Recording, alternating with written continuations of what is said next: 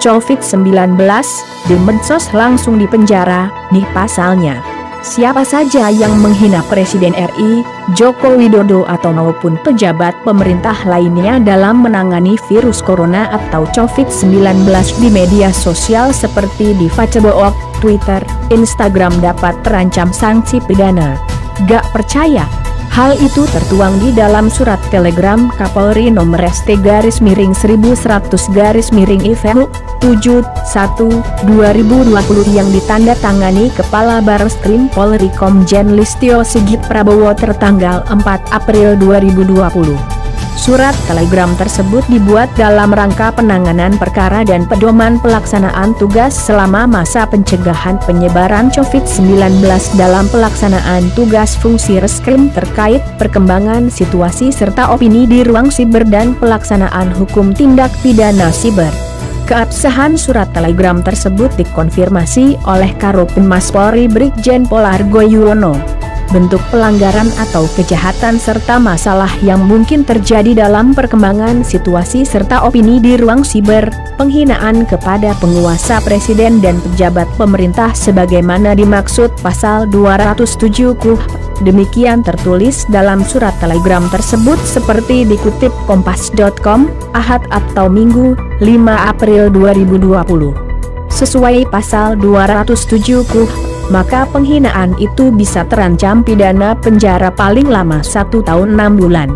Di dalam pasal itu disebutkan, barang siapa dengan sengaja di muka umum dengan lisan atau tulisan menghina suatu penguasa atau hadan umum yang ada di Indonesia, diancam dengan pidana penjara paling lama 1 tahun 6 bulan atau pidana denda paling banyak Rp4.500.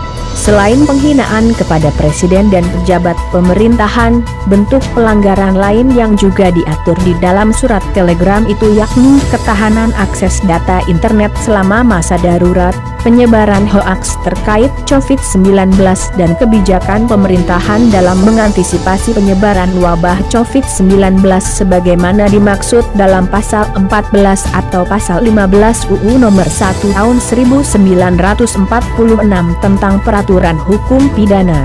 Kemudian, praktik penipuan penjualan online alat-alat kesehatan, masker, alat pelindung diri, APD, antiseptik, obat-obatan dan disinfektan sebagaimana dimaksud pasal 45A ayat 1, Junto pasal 28 ayat 1, UU ITE, serta kejahatan orang yang tidak mematuhi penyelenggaraan karantina kesehatan dan atau menghalangi sebagaimana UU nomor 6 tahun 2018 tentang kekarantinaan kesehatan pasal 93. Kapolri, Jenderal Idam Aziz, Kompas.com, untuk mencegah hal tersebut, Kapolri Jenderal Idam Aziz memerintahkan jajarannya untuk menyosialisasikan kepada masyarakat terkait dengan kebijakan pemerintah pusat dalam penanggulangan COVID-19, serta menggiatkan kampanye perang terhadap cybercrime.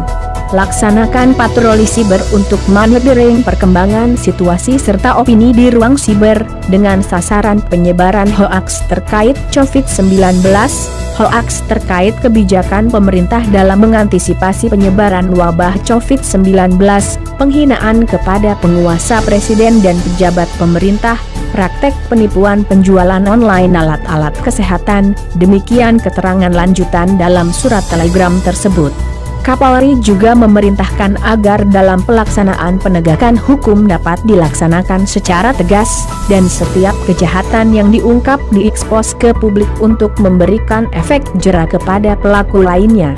Jenis sanksi yang diberikan secara umum, telegram itu menyoroti sejumlah pelanggaran yang dapat terjadi. Pelanggaran itu misalnya, penyebaran hoaks terkait virus corona atau COVID-19 dan kebijakan pemerintah dalam mengantisipasi penyebarannya, penghinaan terhadap presiden dan pejabat pemerintah.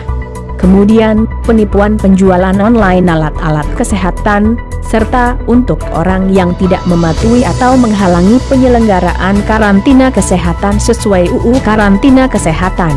Kompas.com menelusuri sejumlah pasal yang akan diancamkan kepada para pelaku pelanggaran di dalam surat telegram tersebut. Bagi penebar hoaks, mereka diancam pasal 14 atau pasal 15 UU Nomor 1 Tahun 19.